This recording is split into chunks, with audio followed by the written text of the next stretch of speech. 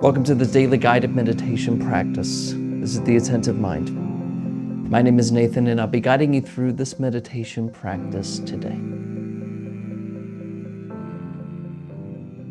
Find yourself a seated position. You want to find a position that is both sturdy and comfortable, especially on these bit of longer meditation practices that we do. You want to be comfortable because then you don't want to be unnecessarily distracted by your body during the practice.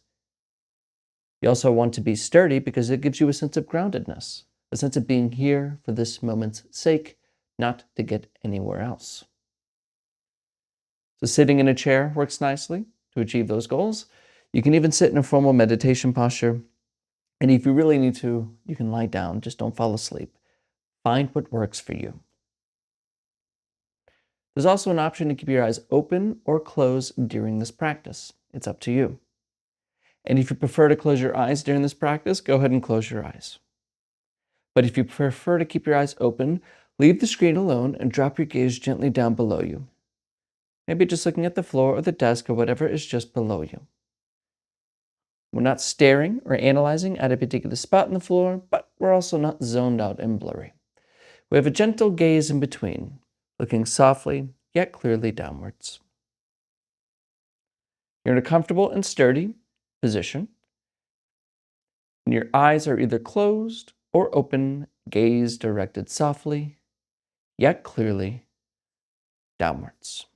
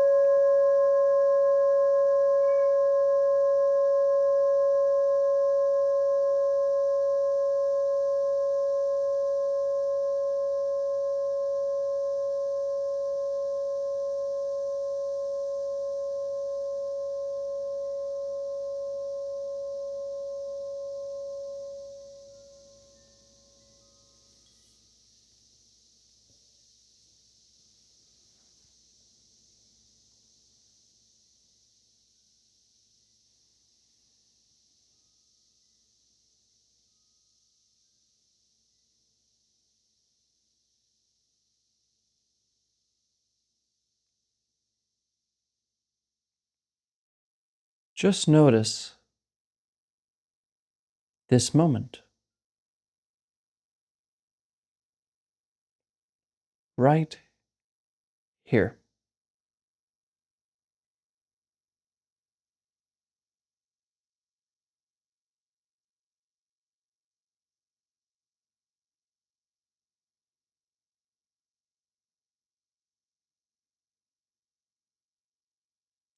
Notice the experience of hearing, sight, smell,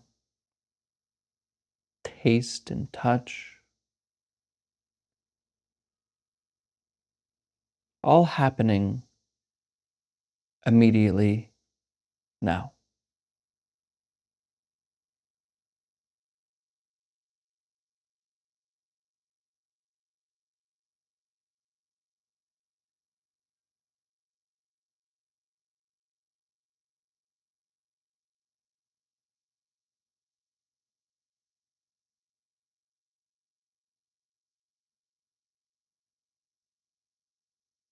And notice if you have some sort of anticipation to get to the next moment, to move along with this practice, to get something out of it. And notice if you're dragging along some past experience that you're trying to re-experience.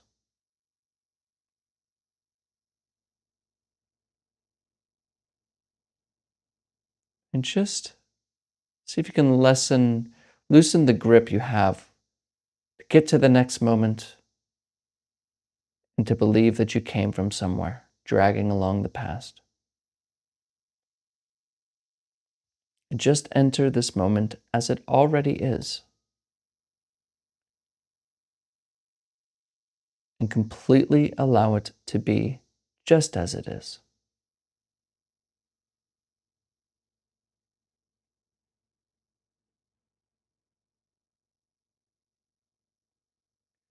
We're not asking anything from this moment. We're not trying to experience anything in particular.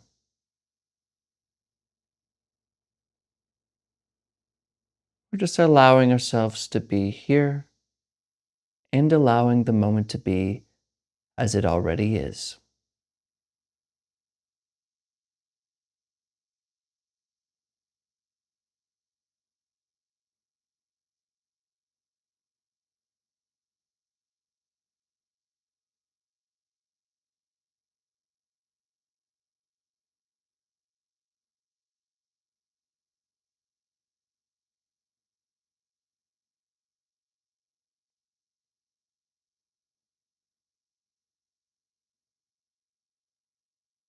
And as you allow this moment to be as it is, go ahead to begin to bring your attention to the breath in particular. This gentle rising and falling rhythm of breathing. Become curious about it. Just notice it. Follow each breath completely in and out. Watch it like you'd watch a newborn baby.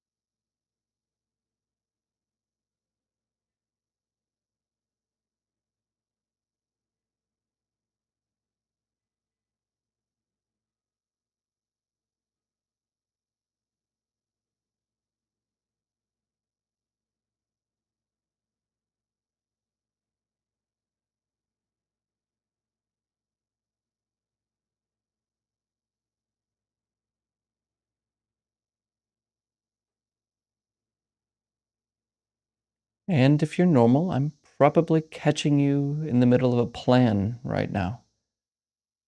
Or maybe you were thinking about Netflix or your problems, whatever. But notice how when you are lost in thought, the breath disappears from your awareness. No longer are you noticing the rising and falling of breathing. And therefore, you are not attentive to the here and now.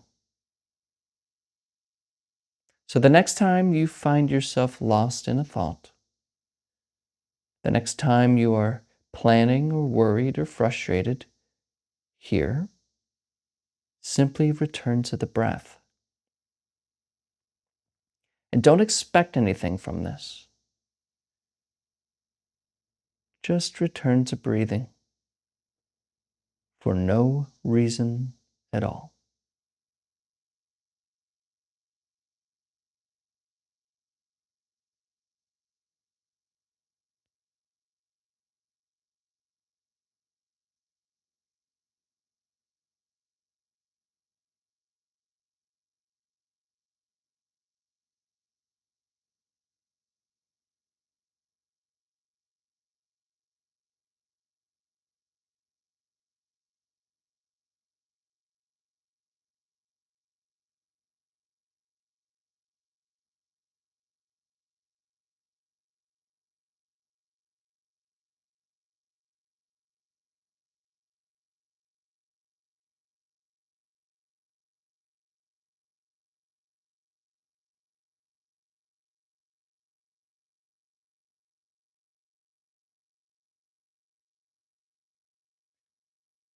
Come back. Just come back to the breath. not forcing, just the gentle return, like a light feather falling gently on a countertop.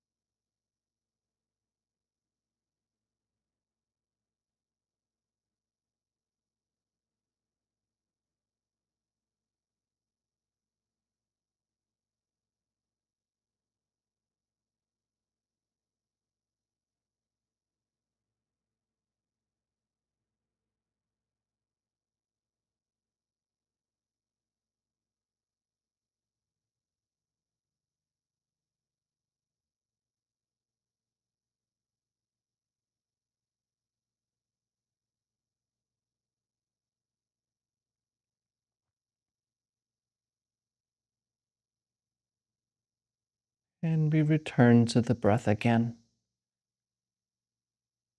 rising and falling.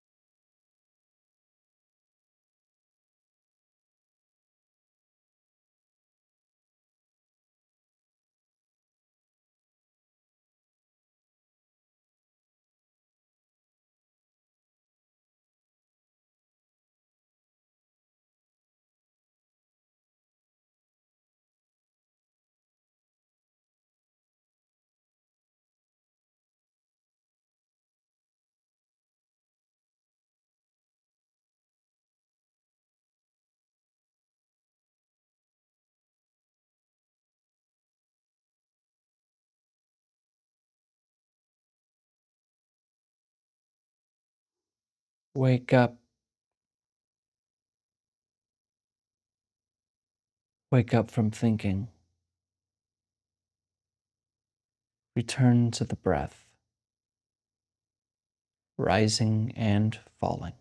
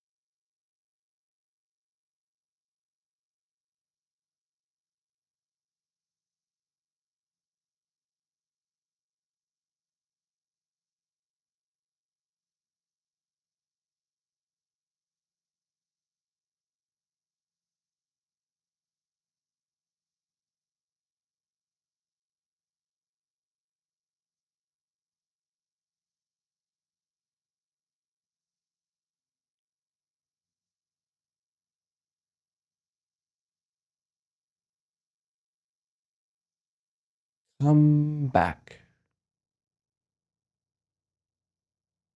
Come back to breathing.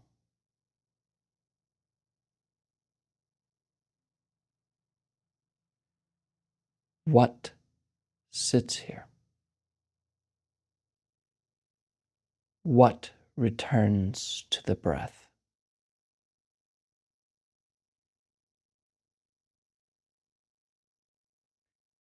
Look carefully.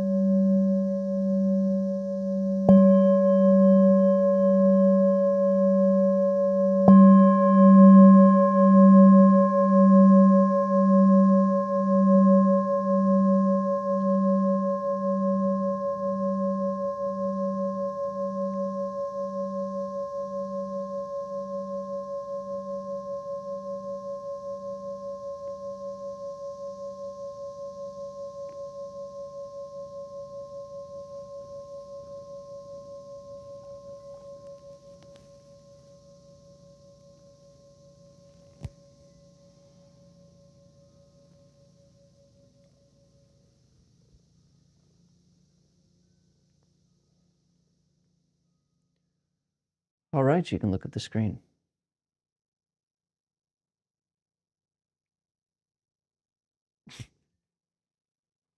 There's something that took me a while to understand because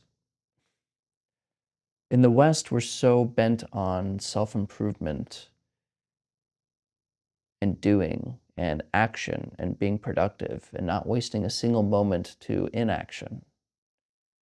And so when it comes to practice, a lot of people in our culture seem to think that it's like a marathon, or rather it's like everything else we do. Something you got to try really hard at. And then you'll get the thing. You'll understand. Um, but what's interesting, practice isn't about getting something, as I always say. It's about seeing clearly with what already is, kind of like what we talked about yesterday. It is just clear insight into your mind. I'm trying to say it as a way that's not so spooky. It's just looking at something very clearly. If you want to see something that's a little obscure, you put a white wall behind it so you can see it better, right? If you have like black on black, oh, look, she's about to attack my hand. But black on black, if it's something obscure, if you put a white wall behind it, you can see it clearer. And that's what practice really is. Practice is seeing your mind what it is. So when you put a lot of effort into it, you're just perpetuating the illusion of this separate me. This little I that's wrapped up in a, as they say, bag of skin, behind the eyes, in the control center up here, operating the body, the one that has a body. My legs, my arms, my heart. Whose? Are there two? There's the body, then something inside that owns it? Obviously not. And so, this idea of self-improvement is really this big illusion. Because the one that is trying to self-improve, the one that is trying to be improved, is the one doing the improving. How is it that the one that is not good is going to be the one that improves itself? You're already flawed. Now, this perpetual seeking and trying to get better and seeking and trying to get better, surface level does good. You can become healthier, you can even become happier, you can become calmer, whatever. But the quickest way to this is to leave that game, is to see through the illusion of you. And yes, you can make improvements, but these improvements, we don't know where the decision to decide to go to the gym comes from. It just pops up in the head, and then we go do it, right? And we don't even know the decision to work hard at something comes from. Some people do, some people don't. Some people get the inclination to do it, some people don't. There's no operating person that's deciding it. There's no you to improve. And so when you actually give up the game of thinking you're a separate self, all these things that we want start improving, weirdly. By the mere fact of giving it up. We make our lives complicated and we stress ourselves out by trying to be better, rather than accepting what we really are, which is what sees this video. So it's good to self-improve. Don't get me wrong. I'm not saying don't do anything. I'm saying see what happens when you let go. When you stop chasing the greener grass on the other side. And begin your day with acceptance rather than lacking and always trying to chase and fulfill. And this practice is not about chasing fulfilling. Is it about radical acceptance of the way things are? And when you act from a place of rest and compassion rather than a place of desire and desperation. And in that way, there's improvement. Thank you for your time today. And as always, and without exception, I'll see you tomorrow.